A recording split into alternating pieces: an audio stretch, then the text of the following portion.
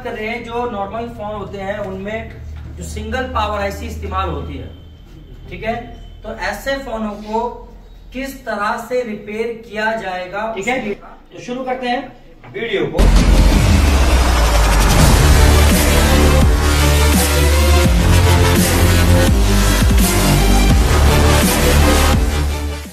चलिए, यहाँ पे हमने एक फोन लिया हुआ है जो रेडमी का 80 मॉडल है। इसके अलावा हमने वीवो का Y91, Y93 वगैरह में ये लगी हुई है PF439, ये हमने यहाँ पे लिया हुआ है, ठीक है। ये इसके अलावा और भी बहुत सारे फोन हैं, क्वालकॉम के सिंगल पावर आईसी वाले भी बहुत सारे। तो सबसे पहले ये जो बैटरी कनेक्टर है, जहाँ पे हम बैटरी लगाते हैं, आप सबको पढ़ाया गया, बैटरी कनेक्टर से जो सप्लाई निकलती है उसको हम वीबैट सप्लाई बोलते हैं। और वो सप्लाई हमारी सीधी कहाँ जाती है भाई? चार्जिंग आईसी में।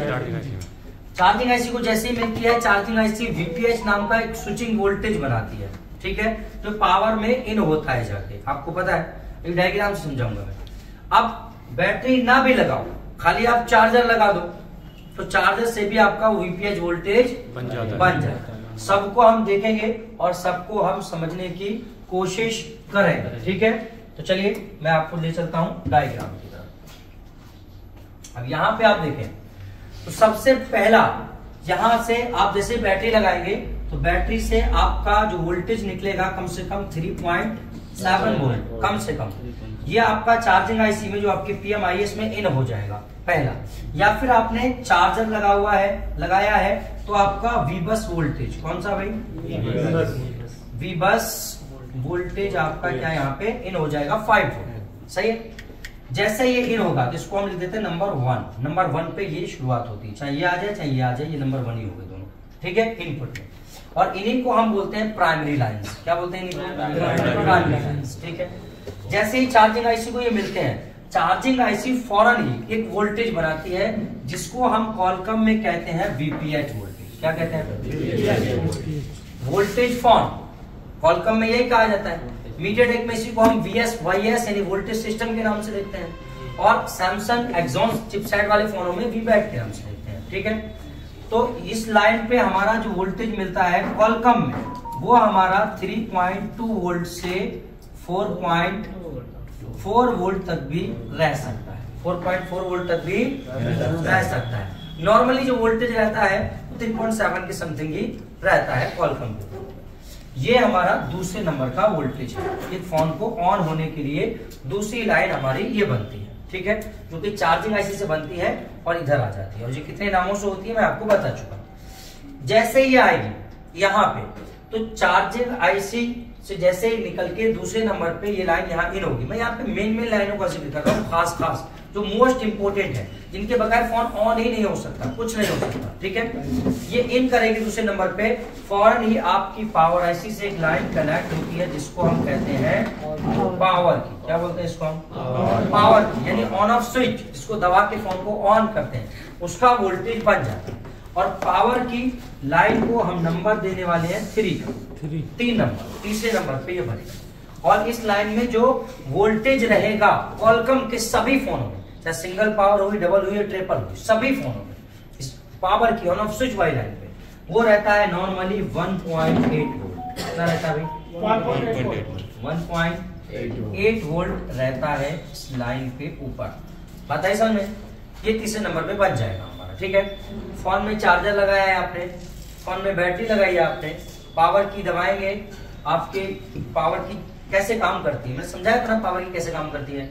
पावर की मान लो ये घेरा है, ठीक है, इसमें इस तरह सपोज करो ये है, इसमें क्या है, इस हिस्से के ऊपर आप देखें तो 1.8 वोल्टेज रहता है, 1.8 वोल्टेज। और ये वाला हिस्सा आपका होता है ग्राउंड, उसके ऊपर लगी होती है टिकली।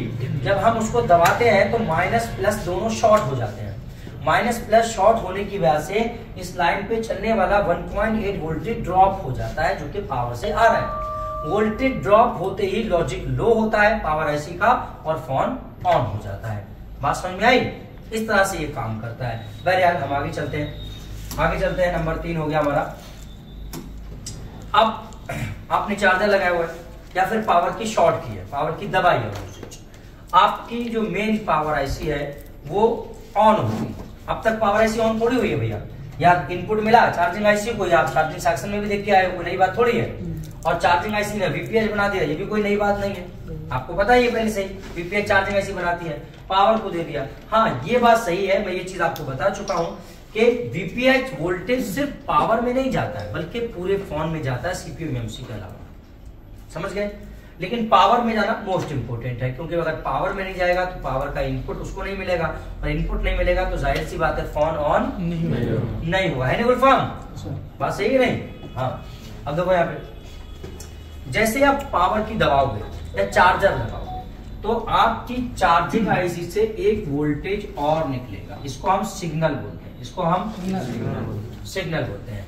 ये स्कीमेटिक डायग्राम में हुबहू इसी तरह से लिखा हुआ मिलेगा जैसे यहाँ लिखा है, या तो पीजी लिखा होगा, पीजी मतलब पावर गुड, ठीक है, या फिर SYS ओके लिखा होगा यानी सिस्टम ओके, समझ गए। दोनों में से किसी नाम से भी मिल सकता है, समझ गए, चाहे इससे या उससे। इस लाइन में रहता है आपका 1.8 वोल्ट, क्योंकि ये एक सिग्नल है, ये सिग्नल है, बात समझ में आई। चार्जिंग आईसी से पावर को खाली ये दो ही चीजें चाहिए, बस ओनली दो चीजें चाहिए ऑन होने के लिए, ऑन होने के लिए दो चीजें चाहिए, एक सिग्नल और एक आपका वीपीएच वोल्टेज, इनपुट वोल्टेज। तो इसको हम सिग्नल को यहाँ पे नंबर 4 दे रहे हैं, ठीक है, नंबर 4 ये आपका, ठीक है। जब ये आ जाएगा पावर की दबाएंगे फोन ऑन हो जाएगा, ठीक है। अब ऑन कैसे होता है, एक पावर आईसी जब तक ऑन नहीं होगी फोन थोड़ी ऑन हो जाएगा भाई, पावर आईसी तो मेन है। तो यहाँ पे जब पावर आईसी बूट लेगी तो सबसे पहले जो चीज ऑन होती है वो है आपका क्रिस्टल, क्या है, क्रिस्टल।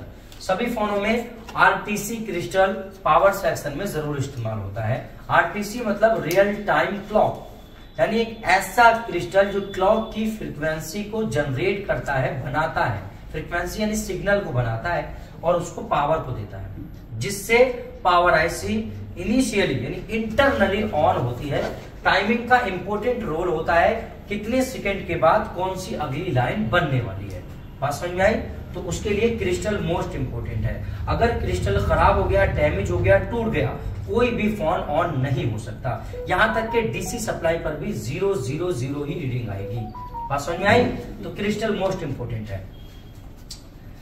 उसके बाद आपके बनते हैं बक वोल्टेज, क्या बनते हैं, बक वोल्टेज, ठीक है। तो क्रिस्टल पे हम यहाँ पे नंबर 5 लिख देते हैं, क्योंकि इनपुट आउटपुट तो यहाँ पे बाकायदा लिखा हुआ ही है, ठीक है। अच्छा, अब यहाँ पे बक वोल्टेज जो बनते हैं, सबसे पहले देखो कोई भी पावर आईसी हुई, मेन पावर किसी भी फोन में, 4G 5G किसी भी फोन में, हर मेन पावर आईसी 4 प्रकार के वोल्टेजेस को आउटपुट में निकालती है। 4 तरह के वोल्टेज पावर आईसी कितनी तरह के वोल्टेज निकालती है, ऊंची बोलो कितनी तरह के, 4 तरह के वोल्टेज आउटपुट में निकालती है, समझ गए। आउटपुट में निकालती है यानी दूसरों को देती है बना के, ठीक। पहला वोल्टेज बक है, पहला क्या है, जोर से बोलो कौन सा है, बक वोल्टेज। दूसरा एलडीओ वोल्टेज है, कौन सा है, जोर से बोलो, एलडीओ वोल्टेज है। तीसरा स्लीप क्लॉक, क्या है, तीसरा स्लीप क्लॉक। चौथा बेस बैंड क्लॉक, क्या है, बेस बैंड क्लॉक। इसी को बीबी क्लॉक भी कहा जाता है, इसी को बीबी क्लॉक भी कहा जाता है, यानी बेस बैंड क्लॉक, ठीक है। 4 तरह के वोल्टेज। अब इसमें से 2 वो हैं जिनको मल्टीमीटर के माध्यम से आप चेक कर सकते हैं, जिसको मल्टीमीटर के माध्यम से आप चेक कर सकते हैं, जैसे बक वोल्टेज और एलडीओ वोल्टेज, इनको मल्टीमीटर से चेक कर सकते हैं। लेकिन स्लीप क्लॉक और बेस बैंड क्लॉक ये सिग्नल्स हैं जिनको हम सिर्फ डीएसओ से ही चेक कर सकते हैं, डीएसओ के अलावा उसको हम चेक नहीं कर सकते हैं। डीएसओ क्या है इसमें मैं बाद में बताऊंगा, ठीक है। अभी आगे चलते हैं। तो सबसे पहले पावर आईसी जैसे ऑन होगी तो पहला काम करेगी बक वोल्टेज बनाएगी। पहला काम क्या करेगी पावर आईसी ऑन होगी, बक वोल्टेज बनाएगी। बक में सबसे पहला वोल्टेज जो बनेगा वो रहेगा सिंगल पावर आईसी वाले कॉलकम के फोन में S3 के नाम से। S3 लाइन का नाम क्या है, S3 लाइन का नाम S3। और ये वोल्टेज आपका यहाँ से निकल के कॉइल पे जाएगा और कॉइल पे होता हुआ वापस आईसी में लौट जाएगा, यानी पावर से ही आउट होगा और पावर में ही इन हो जाएगा, ठीक है। और इस लाइन पे जो वोल्टेज रहेगा वो नॉर्मली रहेगा 1.3 वोल्ट। कितना रहेगा, 1.3। इसी लाइन को कहा जाता है एलडीओ लाइन। क्या कहा जाता है? LLDO, यानी लो एलडीओ। LLDO मतलब लो एलडीओ, ठीक है। इसको मैं अभी समझाऊंगा तुम्हें, ठीक है। दूसरा जो वोल्टेज बनेगा बक वोल्टेज, वो कहलाएगा आपका S4। क्या कहलाएगा? S4, ठीक है। PM 439 S4। अब यहां से ये वोल्टेज निकल के कॉइल पे होता हुआ लौट के पावर में वापस, पावर से आउट हुआ लौट के पावर में वापस आ जाएगा। क्यों आएगा? क्योंकि इस लाइन पे चलता है आपका 2.2 वोल्ट। 2 वोल्ट भी रहता है कुछ में, 1-2 पॉइंट ऊपर नीचे चलता है, 2.2 वोल्ट तक रहता है, यानी 2 वोल्ट। इसको हम कहते हैं HLDO, यानी हाई एलडीओ। क्या बोलते हैं इसको? हाई। लाइन का नंबर S4 है, ठीक है। ये दोनों ही बक वोल्टेज पावर से बने लौट के वापस पावर में ही, बोलो यार, पावर में ही आ गए। तो भाई पावर से बने लौट के पावर में आ गए, पावर ऐसी कुछ तो करेगी इसका, भाई कुछ तो करेगी। इससे क्या करेगी पावर? अगर कुछ करना था तो पावर ऐसी वही अंदर से अंदर ही अंदर रख लेती, बाहर निकालने की क्या जरूरत थी? तो 2 सवाल कि अगर पावर कोई बनाना था तो उनके पावर कोई लेना था तो वहीं से वहीं अंदर से अंदर ही रह जाते, बाहर आने की क्या जरूरत थी भाई, है नहीं? दूसरी बात, फिर जब इसने पावर ने इन किया, पावर ने आउट किया, तो फिर बाहर आउट ही क्यों किया? बात समझ में आ रही कि नहीं? कुछ तो करेगी पावर। तो सुनो, पहली बात, बाहर इसलिए निकला क्योंकि यहाँ पे लगाई गई है बक कॉइल, और बक कॉइल का काम है स्पीड को बढ़ा देना। स्पीड को ऊंचा बोलो, स्पीड को बढ़ा देना, यानी एम्पियर को बूस्ट करना। तो एम्पियर को बूस्ट करने के लिए बाहर निकाल के दिया गया इसको, ठीक है। इस काम के लिए कॉइल को घुमाया गया। दूसरा, वापस क्यों आया पावर? वापस इसलिए आया क्योंकि इन्हीं बक वोल्टेज का इस्तेमाल करके पावर आईसी सभी एलडीओ वोल्टेजेस बनाएगी, जैसे 1.8, 2.8, 2.9, 0.6, 0.9, 0.8।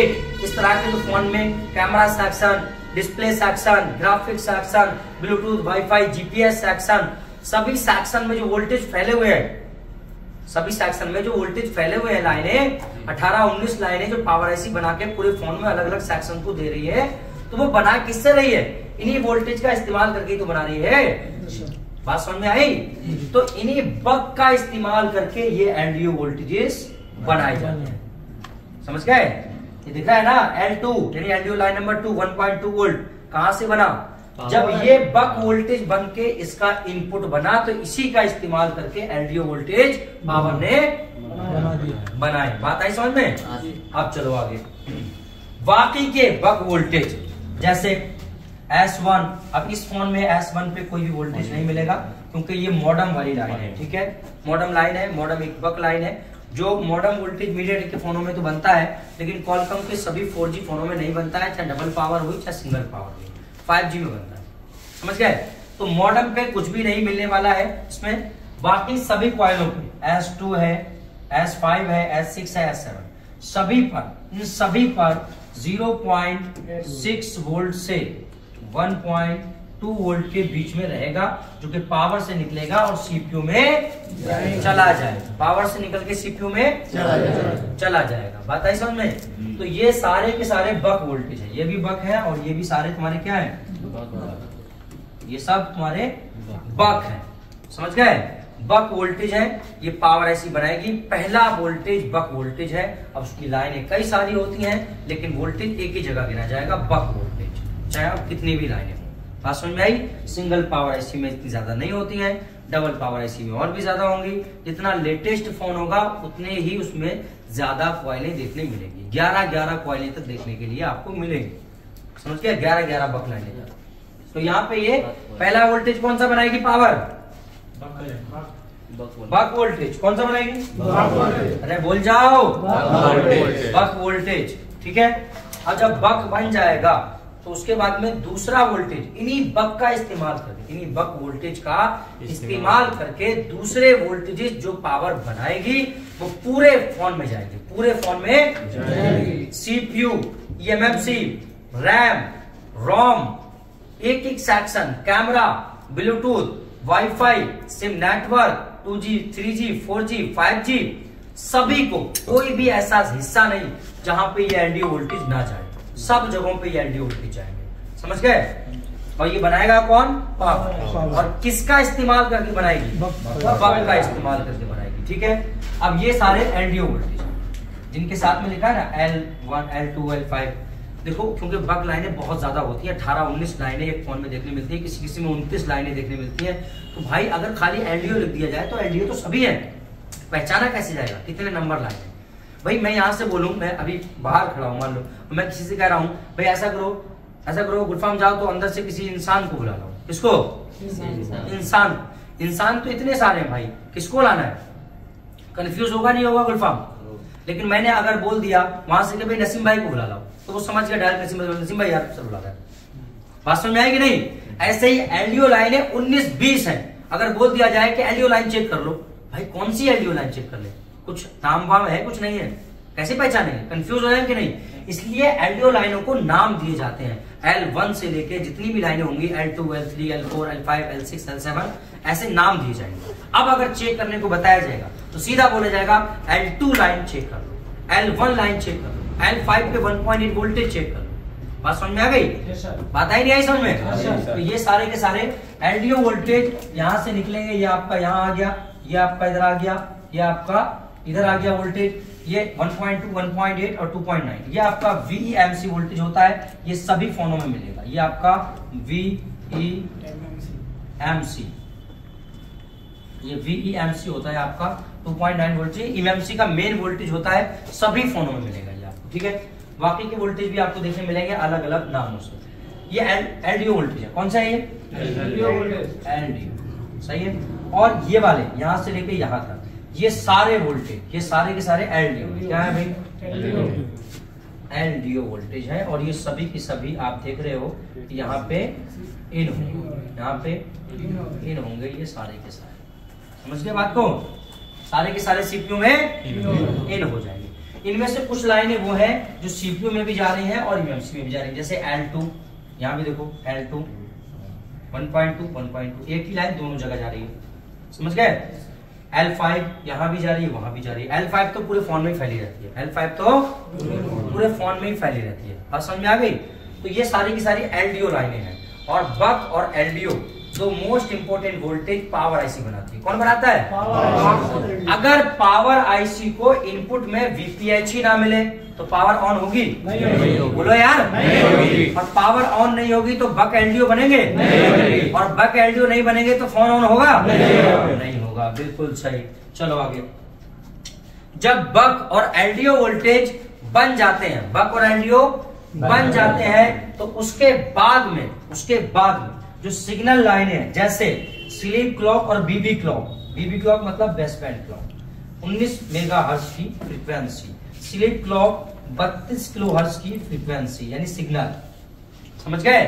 ये पावर आईसी से निकलेंगे और सीधा आपके सीपीयू में इन हो जाएंगे। सीपीयू के अलावा कहीं भी दूसरी आईसी में नहीं जाएंगे। मगर इनको चेक करने के लिए हमारे पास होना चाहिए डीएसओ। क्या होना चाहिए? डीएसओ फ्रीक्वेंसी चेक करने के लिए एक मशीन होती है डी सप्लाई के बराबर स्क्रीन वाली, ठीक है, जिससे ओनली सिग्नल चेक किए जाते हैं। ओनली सिग्नल्स, ये सिग्नल है तो उससे सिर्फ सिग्नल चेक किए जाते हैं। बस समझ में? डीएसओ नहीं है तो भी इसका सोल्यूशन है अपने पास, मैं वहां पे लिखाऊंगा आपको जब फॉल्ट फाइंडिंग पढ़ाऊंगा, ठीक है? बगैर डीएसओ के भी हम कर सकते हैं। पता ये लाइन सही है कि नहीं? हाँ, यहाँ देखो। तो अब जब भाई 4 ही तो बताए थे, कितने बताए थे? 4। बोलो 4। अरे बोलो 4 बताए थे। पहला कौन सा था? बक, दूसरा एलडीओ, तीसरा स्लीप क्लॉक और चौथा बेस बैंड क्लॉक। तो 4 तरह के वोल्टेज पावर आईसी आउटपुट में निकालेगी। हर मेन पावर आईसी निकालेगी, हर मेन, जिसमें 3 पावर आईसी लगी है उसमें भी मेन वाली निकालेगी, थर्ड और सेकेंड नहीं निकालेगी। 4, ठीक है? जिसमें 2 लगी है उसमें भी मेन ही निकालेगी, सेकेंड वाली आउटपुट में वोल्टेज नहीं निकालेगी। मतलब 4 नहीं निकालेगी, निकालेगी तो आउटपुट में बक एलडीओ निकालेगी। समझ गए? तो ये 4 तरह के वोल्टेज हो गए, चारों हो गए। अब जब चारों ये आउटपुट में निकल जाएंगे तो उसके बाद में आपकी पावर आईसी से एक सिग्नल निकलेगा जिसको बोलते हैं पॉन रीसेट। इसको क्या बोलते हैं? Power on reset. ठीक है, पॉन रीसेट। अब पॉन रीसेट जो वोल्टेज है, असल में पॉन रीसेट, ये पॉन का मतलब होता है PM power on. PM power on, इसी को शॉर्ट में लिखा जाता है पॉन। समझ गए? PM power on reset. Reset मतलब किसी को रेडी करना, रीसेट करना, एकदम नई कंडीशन में लेके आना, शुरुआत से लेके आना। ठीक है, अब याद रखो, ये सिग्नल पावर से निकल के सीधा सीपीयू में जाएगा और इस पे मिलता है हमें 1.8 वोल्टेज। रीसेट जाता है सीपीयू में तब जब पावर आईसी एकदम ओके गुड कंडीशन में होती है। तो अगर पावर आईसी में कहीं भी दिक्कत होगी, किसी भी वोल्टेज में, किसी भी लाइन में दिक्कत होगी, ये सिग्नल निकल के नहीं जाएगा। बात समझ में आ गई? हाँ, जैसे ये सिग्नल जाता है, ये जाता है सीपीयू में, सीपीयू को रेडी करने के लिए। मतलब ये बताता है एक तरह से कि मास्टर साहब मैंने अपना काम कर दिया है, सारे वोल्टेज बना दिए हैं, मगर आपके ना होने से वो वोल्टेज क्या है, उछल कूद कर रहे हैं, यानी अप डाउन हो रहे हैं। क्या हो रहे हैं? अप डाउन हो रहे हैं। तो आप ऐसा करिए कि भाई इनको जो है, जो अप डाउन हो रहे हैं, इनको एक जगह स्टेबल कर दीजिए, बिठा दीजिए, बस एक जगह स्टेबल हो जाए। समझ गए? ये मेन काम होता है। सीपीयू को ये बताने के लिए जाता है कि भाई मैंने अपना काम कर दिया है, आप अपना काम करें। ठीक है, वोल्टेज जब बन जाते हैं तो रीसेट जाएगा। रीसेट जाएगा सीपीयू को रेडी करने के लिए। सीपीयू जब रेडी हो जाएगा तो सीपीयू यहां से निकाल के एक सिग्नल भेजेगा जिसको कहते हैं पीएस होल्ड। क्या कहते हैं? PS hold. पीएस, पी मतलब पावर, एस मतलब सीक्वेंस, होल्ड मतलब रोकना। पीएस होल्ड यानी जितने भी वोल्टेजेस हैं उन सबको रोक देने वाला एक सिग्नल, एक जगह स्टॉप कर देने वाला सिग्नल। होल्ड बोलते हैं यार, होल्ड हो जाना, बोलते नहीं बोलते हैं, मतलब रुक जा, स्टॉप हो जा। ठीक है, तो ये सिग्नल सीपीयू से तब निकलेगा जब रीसेट जाएगा सीपीयू को। जब तक रीसेट नहीं जाएगा, जब तक पीएस होल्ड नहीं निकल सकता। बात समझ में आई? और इस लाइन पे भी हमारा जो वोल्टेज रहता है वो रहता है हमारा 1.8 वोल्ट। समझ गए? इस पे भी हमारा 1.8 वोल्टेज ही रहता है। ठीक है, ये हमारा। लेकिन यहाँ पे एक चीज और है, कॉलकम के फोनों के अंदर जो पॉन रीसेट सीपीयू में जाता है, वही पॉन रीसेट आपका चार्जिंग आईसी में भी जाता है, और ये चार्जिंग आईसी में पीएस होल्ड के नाम से होता है। समझ गए? और यहाँ भी आपको 1.8 वोल्टेज देखने के लिए मिलता है। बात समझ में आई? ये ओनली कॉलकम में होता है, क्योंकि हम कॉलकम की बात कर रहे हैं। ये वाला लाइन, समझ गए? इसके अलावा ये, इसको तो आप जानते ही हो, SPMI clock, SPMI data, I2C protocol है कम्युनिकेशन के लिए, सभी आईसीयू से कनेक्ट होता है। बात समझ में आ गई? अब जब ये सिग्नल्स आपके निकल के आ जाते हैं, भाई रीसेट निकला, इसका मतलब पावर चार्जिंग आईसी 99% सही है। पीएस होल्ड निकला, इसका मतलब 99% सीपीयू भी सही है, पावर भी सही है, चार्जिंग आईसी भी सही है। एक ही लाइन से सब पता लग गया कि सब सही है, एक लाइन से बस। पीएस होल्ड पे 1.8 मिल गया, इसका मतलब पीछे सब कुछ सही है, कहीं काम करने की जरूरत नहीं, चार्जिंग आईसी, पावर आईसी कहीं भी नहीं, सीपीयू पे भी नहीं। बात समझ में आई? और अगर फोन फिर भी डेड है तो सीधी बात है, या तो सीपीयू एमएमसी के बीच में कम्युनिकेशन नहीं हो पा रहा है, ये समझ गए, जिसकी वजह से फोन डेड कंडीशन में है। समझ गए? या फिर एमएमसी खराब है, इसकी हेल्थ खराब है, इसका सॉफ्टवेयर करप्ट हो गया है, फाइलें करप्ट हो गई है, या फिर ये शॉर्ट हो गई है, या फिर इसके ये वोल्टेज जो है इनमें से कोई ड्रॉप हो गया या शॉर्ट हो गया है। बात समझ में आई? मतलब CPU, power IC, charging IC का कोई भी फॉल्ट नहीं है, अगर पीएस होल्ड निकल रहा है, स्टेबल कंडीशन में है तो समझ गए ना बात को? फॉल्ट किसका है? इसका। अब इसको कंफर्म करने के लिए हमने पोर्ट चेक करना होता है। क्या? पोर्ट, पीसी पोर्ट कैसे करेंगे वो बताऊंगा अभी पूरा प्रैक्टिकली। ठीक है, पोर्ट चेक करना होता है और उसी के माध्यम से हमें पता चलता है कि असल में फॉल्ट कहाँ है। बात आई समझ में? बात आई कि नहीं आई? तो ये पूरा एक डायग्राम है, कौन सी लाइन कब बनेगी। मैं यहाँ पे नंबर डाल दे रहा हूँ, बीच में मैंने नंबर डालना छोड़ दिया था, तो थोड़ा नंबर यहाँ पे डाल देता हूँ, वो ज्यादा सही रहेगा। तो हमने यहाँ पे नंबर 3 डाला था, नंबर 3 के बाद 4, 5 तक डाला था। तो यहाँ पे नंबर 6 लिख देते हैं हम, और यहाँ भी नंबर 6 ही लिखेंगे क्योंकि ये बक वोल्टेज है। ठीक है, उसके बाद नंबर 7 में हमारे एलडीओ वोल्टेजेस बनेंगे। नंबर 7 के लिए कलर चेंज करना पड़ेगा हमें, नंबर 7 हमारा। ठीक है, ये रहा। ठीक है, और बक एलडीओ के बाद में हमारा स्लिप क्लॉक और बेसबैंड क्लॉक बनता है, तो यहाँ पे ये हो जाता है हमारा नंबर 8। ठीक है। और नंबर 8 के बाद में हमारे बनते हैं सिग्नल्स, ठीक है, यानी कि रीसेट सिग्नल निकलेगा। तो रीसेट हमारा कहाँ रहा भाई, कौन रीसेट पर कौन रीसेट, तो कौन रीसेट पे लिख देते हैं हम नंबर 9, ठीक है। उसके बाद हमारा क्या है पीएस होल्ड, तो पीएस होल्ड को लेके चलते हैं इधर और हम यही लिख देते हैं नंबर 10 तो है नंबर 10, समझ लियो सही तरह, नंबर 10 यहाँ। उसके बाद में हमारा क्या होता है, कम्युनिकेशन होता है नंबर 11 पे, ठीक है, सीपीयू के साथ में कम्युनिकेशन और फोन ऑन हो जाता है, और ये तो कम्युनिकेशन हर जगह रहेगा ही रहेगा। बात समझ में आ गई जी। इस तरह से एक फोन ऑन होता है इन सभी लाइनों के बनने से। अगर इनमें से